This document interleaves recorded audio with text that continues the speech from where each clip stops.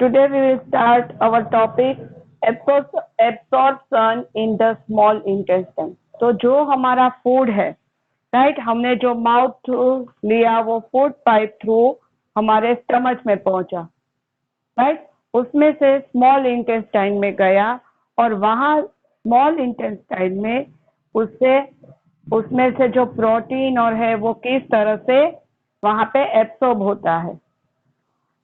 The digested food can now pass into the blood vessels in the wall of the intestine. तो जो हमारा food digest हुआ है,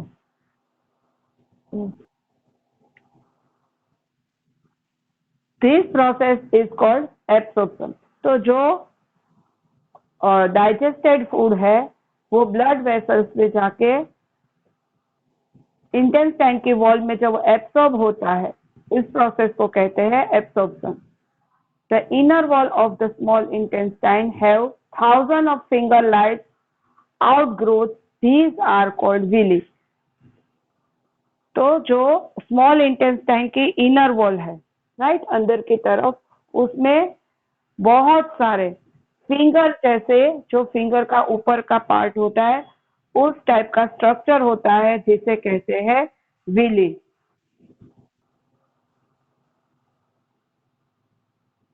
singular जो Willie है वो प्लूरल फॉर्म है, उसका सिंगुलर फॉर्म है will.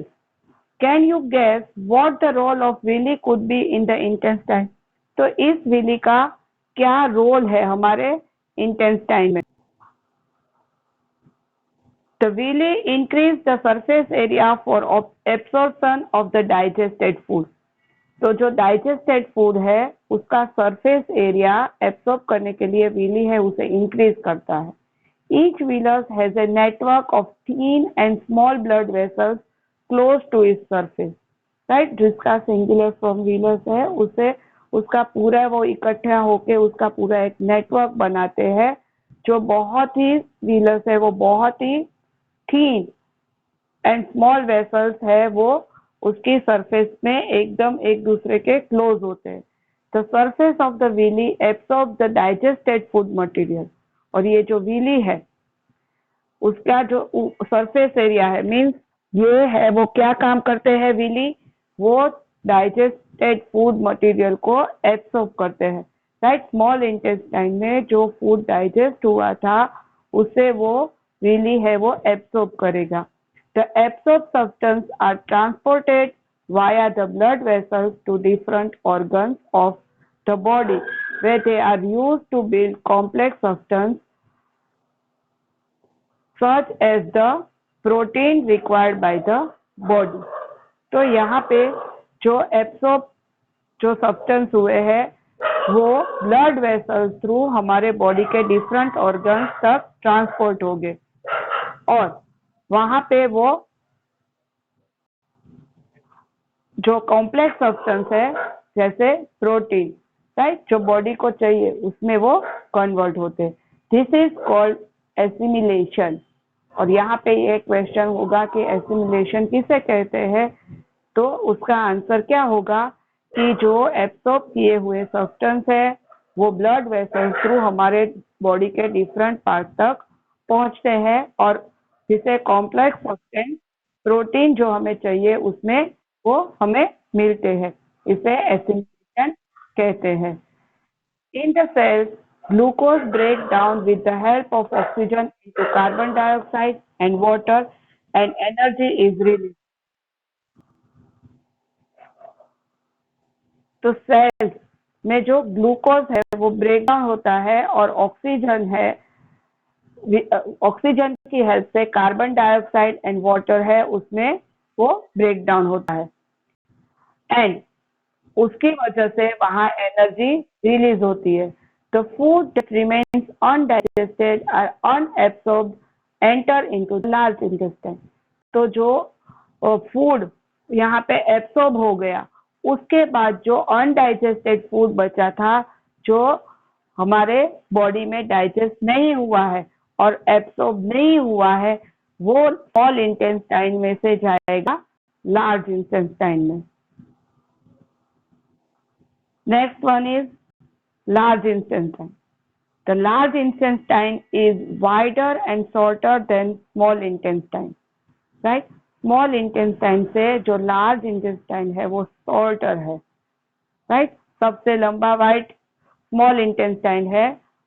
It is about 1.5 meter in length। जो large intestine है उसकी length है 1.5 मीटर। और small intestine की कितनी थी याद है किसी को? 7.5 मीटर, राइट। स्मॉल इंटेस्टाइन कितना लंबा था? 7.5। और उसके कंपेयर में लार्ज इंटेस्टाइन है वो स्मॉलर शॉर्टर है, 1.5 मीटर का है। ये दोनों की लेंथ याद रखना। Its function is to be absorb water and some salt from the undigested food material. तो हमारा जो फूड है वो स्मॉल इंटेस्टाइन में डाइजेस्ट हो गया था, वहां पे एब्सॉर्ब हो गया था। उसके बाद जो अनडाइजेस्टेड फूड था वही लार्ज इंटेस्टाइन में आता है। तो लार्ज इंटेस्टाइन क्या फंक्शन करता है कि जो अनडाइजेस्टेड फूड था उसमें से वो वाटर और सम सॉल्ट उसे वो एब्सॉर्ब करेगा। The remaining waste passes into the rectum and remains there as semi solid species, right. तो बाकी के जो अनडाइजेस्टेड वेस्ट है वो रेक्टम थ्रू हमारे बॉडी से वो थ्रू आउट बाहर निकल जाएगा, जिसे हम बाहर थ्रो करेंगे। तो faeces matter is remove through the anus from time to time, right. और वो कहाँ से बाहर निकल जाएगा? अनस से। It is called एजेक्शन।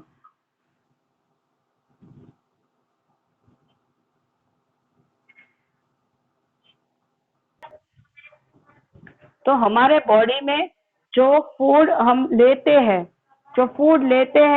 उसे कहते हैं इंजेक्शन, और बाहर जो निकालते हैं उसे कहते हैं एजेक्शन, राइट। फूड लेते हैं माउथ थ्रू और बाहर निकालते हैं Anas through. Now next topic is digestion in grass eating animals.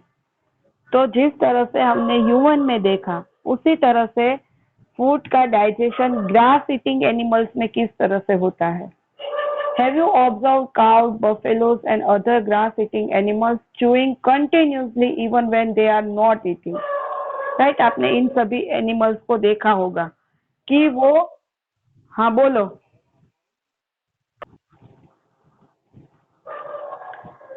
तो ग्रास ईटिंग एनिमल्स है वो कंटिन्यूस, राइट। च्यूइंग मीन्स चबाते रहते हैं, ऐसा आपने देखा होगा। Actually they quickly swallow the grass and store in a part of the stomach called rumen। तो जो ग्रास ईटिंग एनिमल्स है वो एक साथ,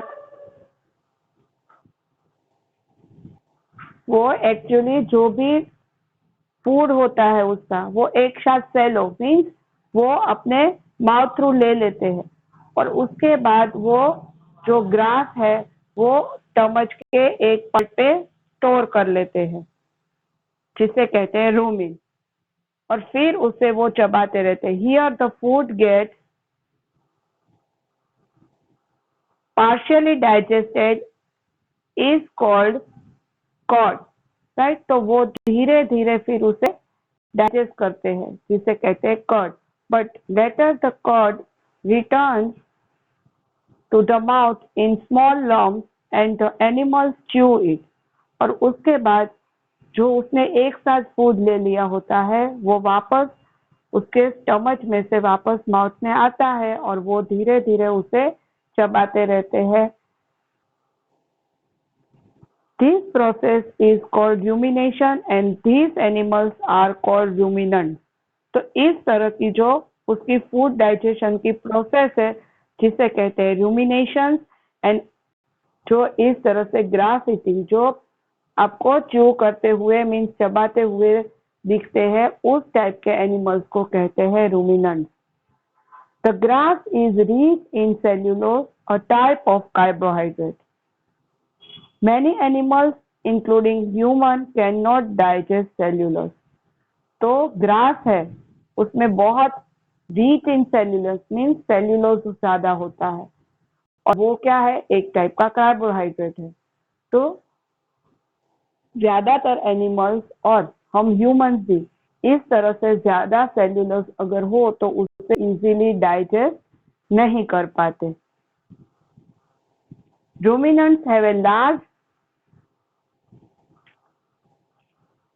sac-like structure called caesium between the small intestine and large intestine.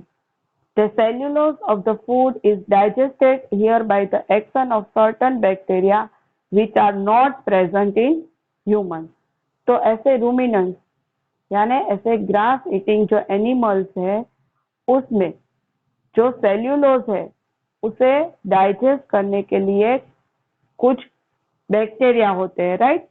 अलग टाइप के जो bacteria होते हैं वो ह्यूमन में प्रेजेंट नहीं होते हैं, इसलिए ग्रास ईटिंग एनिमल्स है उस सेल्यूलोज को इजीली डाइजेस्ट कर पाते हैं। So far you have learned about animals which possess the digestive system, but there are many small organisms which do not have a mouth and a digestive system. तो animals है वो उसमें भी digestive system होती है, but जो small organisms है उसे फूड लेने के लिए हमारा जैसा माउथ है एनिमल्स में है उसे उस तरह से माउथ भी नहीं होता है और उसमें इस तरह की डाइजेस्टिव सिस्टम भी नहीं है, किसमें, जो स्मॉल ऑर्गेनिजम्स है। Then how do they acquire and digest food, तो वो किस तरह से ये फूड लेते होंगे, उसका डाइजेशन करते होंगे, राइट। बिना फूड के तो कोई ऑर्गेनिज्म रह ही नहीं सकता, right. In the section below you will learn another interesting way of food intake. तो यहाँ हमने जो ग्रास ईटिंग एनिमल्स में किस तरह से डाइजेशन होता है वो देखा। अब हम देखेंगे आगे नया टॉपिक हमारे नेक्स्ट पीरियड में।